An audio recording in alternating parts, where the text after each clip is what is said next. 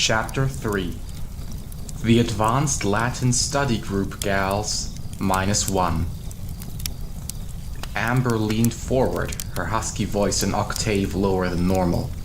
Listen to this. Sam Westman from Study Hall said that Tony Keeler, who lives next door to John Pepper, said that John plans to restore a boat this summer and sail it to Crescent Island for campouts. And that there's a certain girl he'd like to have along, who just happens to be in the Advanced Latin Study Group. She flipped her fire engine red page boy expectantly and ate a thick steak fry off the tray that Laurel was balancing in her right hand. An effort for pint-sized Laurel, since she barely reached Amber's shoulders and had wrists like twigs. "Hearsay," said Denise, not looking up from her Latin textbook as she leaned against the rain-splattered window. We were riding the 7:04 a.m. ferry crossing the Puget Sound to the Seattle Academy of Academic Excellence. The sky was overcast with streaks of gray, tufts of white, and shards of sun. Drizzling. All our fellow students who lived in Port Anne made the hour ferry ride to and from Seattle every day. We didn't mind.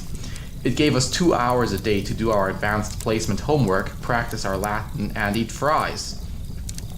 Once aboard, we'd rush to secure a booth in the concession area, the most desirable section on the boat. Or we'd hover until one became available. That's what we were doing now, hovering. Impatient at my lack of response, Amber said with her mouth full of fry, "Stop being obtuse. Who else could he mean but you, Vassar? The girl he stares at during Latin when he's supposed to be conjugating verbs." I felt my cheeks get warm. "Perhaps his laser surgery left him with faulty depth perception," said Denise, flipping a page. Amber and Laurel ignored her. "There's a chance John Pepper knows I exist?" My plan had turned into reality, far faster than I expected. I allowed myself to daydream. Wind tousling his sun-bleached hair, tousle, tousle, tousle.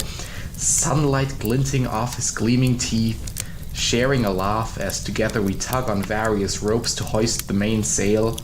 His minor acne disguised by a tan, wearing his white rolled-up jeans and deck shoes. I grab his muscular arm to steady myself. He puts an arm around my waist and draws me close to his rock-solid, "Why, oh why must I be banished to the malaria zone now? Vassar! Earth to Vassar! Come in! Vassar!" I was back on Earth. Back to reality. "So, what do you think?" Before I could reply, "Booth!" Amber shouted and raced ahead of a 40-ish businessman who was also making a beeline for the just vacated booth. She'd learned something about competition, growing up with those 3 older brothers.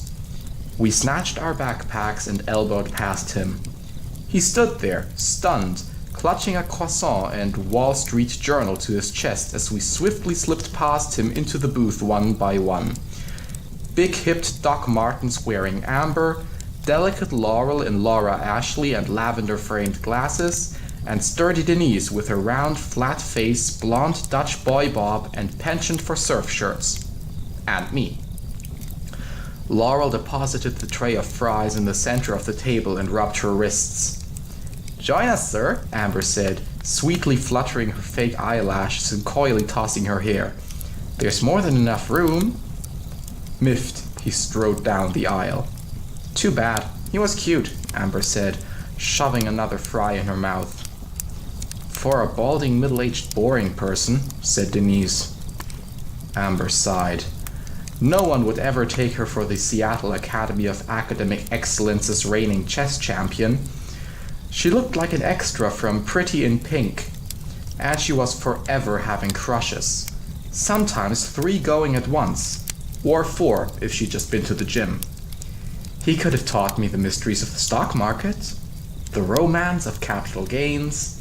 "Vassar, what's wrong?" asked Laurel abruptly in her wispy voice, peering at me through her glasses.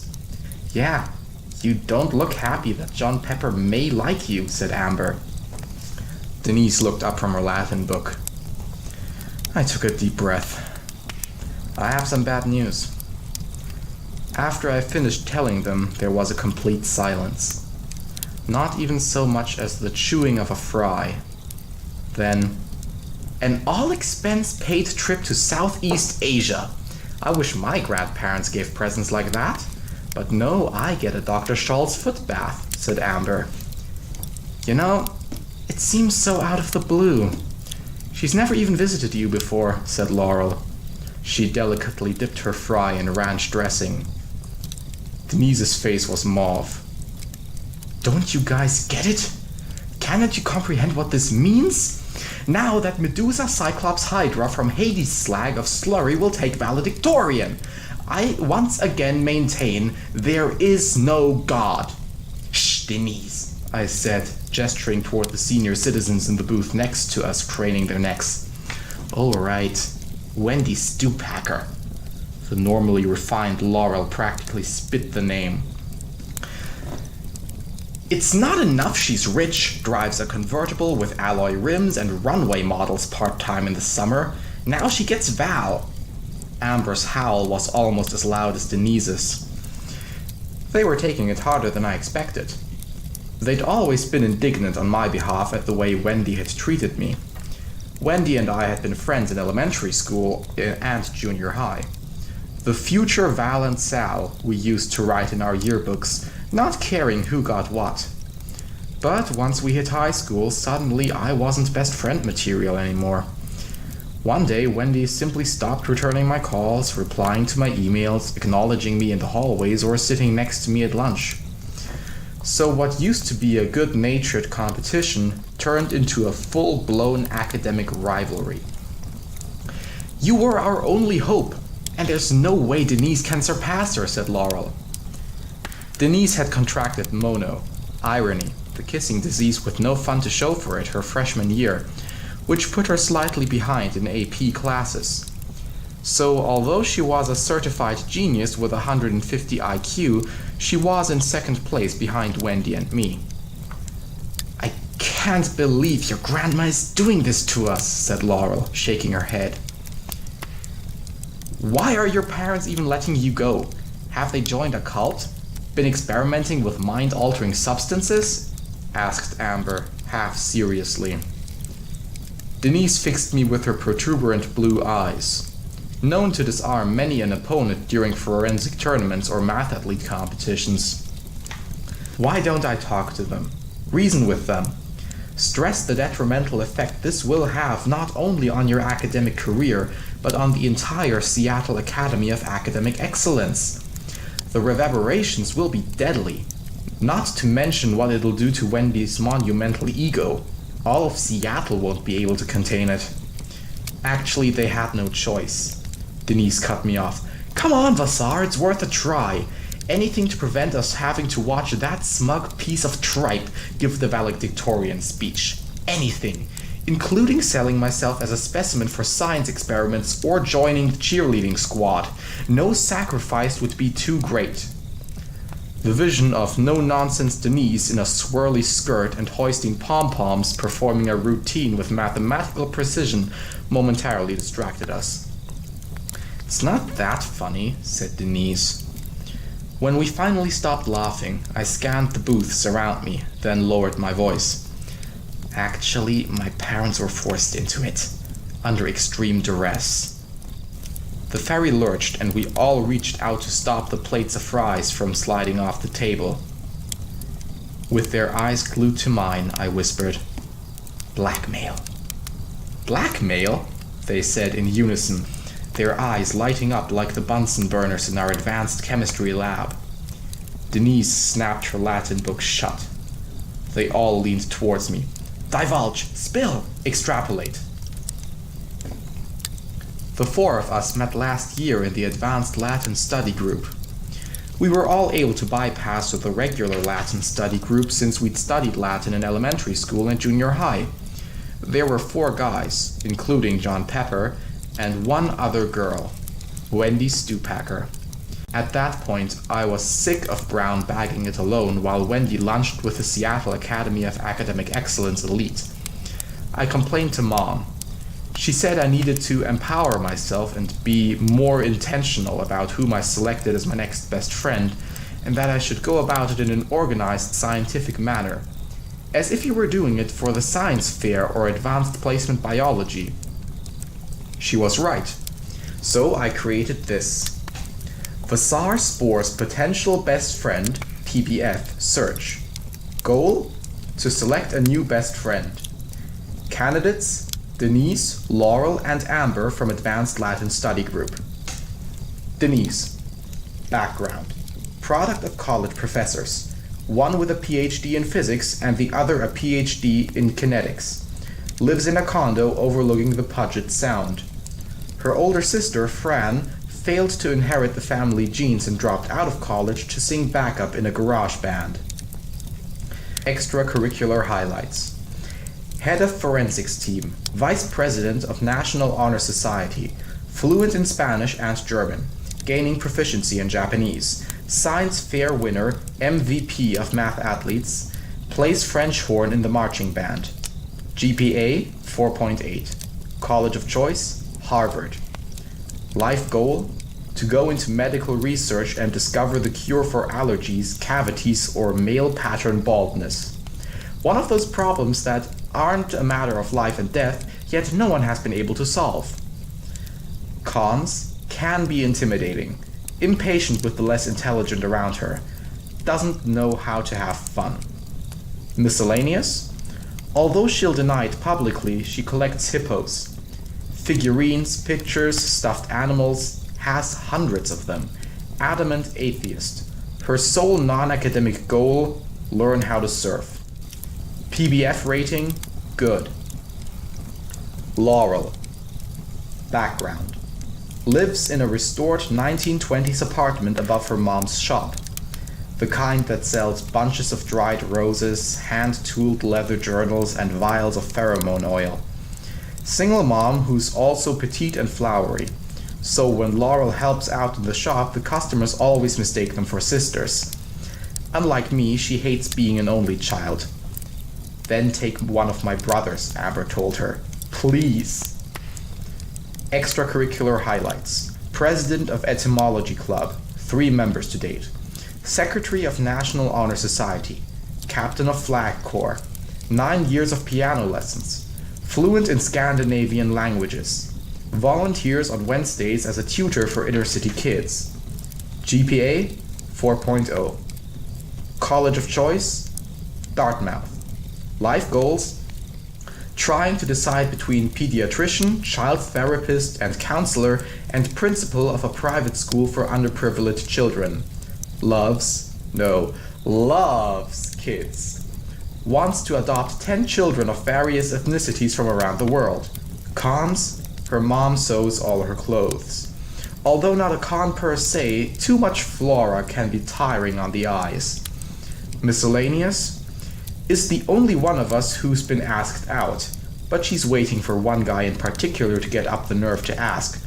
Garrett, who assists our school librarian. Preppy and nice. Bordering on so nice he seems simple. But he's not. He's just nice. PBF rating, very good. Amber. At first I thought she'd wandered into the Advanced Latin Study Group by mistake on her way to drama auditions. Background? Lives in the suburbs, complete with boat, camper trailer, and 3 motocross bikes. Her parents work in boring management jobs and live for the weekends. They wish Amber were in better shape to compete athletically like her 3 older brothers. Amber, the last time a big pair won a volleyball scholarship was never. Extracurricular highlights? Seattle Academy of Academic Excellence chess champion. Member of National Honor Society, by the skin of her teeth. Does makeup for drama club productions. GPA 3.5. College of choice, none yet, to be determined. Cons, thinking after speaking. Sneaking clothes on deck of the ferry. Has no clue what she wants to do when she grows up. No life goal. Much less what to major in college. Miscellaneous works at a thrift shop on weekends and spends all of her salary on 1980s clothes. Collects ska albums. PBF rating? Good, with minor reservations. However, it turned out that I didn't have to pick just one PBF. The four of us immediately bonded over our immense dislike of Wendy Stupacker. By our 6th Advanced Latin Study Group meeting, we were all best friends. And I didn't miss Wendy one little bit. Laurel, Denise, and Amber consumed a second course of fries and Diet Cokes as they stared at the words neatly written in blue ink on my notebook. Bubble, birth, too young, rubber ball, dying, egg. Dying as in eggs or dying as in dead? Eggs as in scrambled? Come on, use your cerebrum, Amber. How could that be a blackmailable offense? Denise shook her head. Hey, we're cerebrum storming here. You're not allowed to nix any idea. At least until the hypothesis has been proven not bizarre. Sure you didn't actually hear leg? Asked Laurel. No, I'm positive it was egg. Maybe it's an Easter-themed secret. Amber slurped the last of her soda. Rubber ball. Denise chewed a fry rhythmically as she looked off into space. The rubber ball is especially intriguing. So innocuous, so seemingly unimportant, but perhaps holding the clue to the entire thing. That must refer to the birthday collage she sent me last year. Seemingly irrelevant, hence probably highly relevant, Denise went on. Too young. There are lots of things Vassar is too young for, Amber snorted. Denise raised an eyebrow. Thank you, Amber. Your perception is staggering. Birth. Birthday? Rebirth? Afterbirth? Laurel said, then immediately clapped a hand over her mouth. Ooh, we all said. Bubble. Bubble, ball, and egg are all round. Once again, Amber, your ability to state the obvious never ceases to amaze. Oh! Laurel practically levitated in her seat. Denise whirled towards her. What? You've discerned a pattern? Aren't they just adorable? She waved at a class of kindergartners in uniforms wobbling by. We exchanged looks. Denise focused stern eyes on Laurel. Let's stay on task here. Oh, sorry, said Laurel in her fluttery way. After a few more minutes of brainstorming, Denise finally turned to me and said, There's no way to figure this out until you get to Southeast Asia. Too many variables, as your mom would say. We need more material to work with. Man, Vassar, this sucks. I mean, the trip could be so cool, but obviously not at the expense of valedictorian. Vassar, the Ivy League, and all your goals. Talk about having your entire life turned upside down, said Amber. The ferry lurched again. No, wait. This time it was my stomach.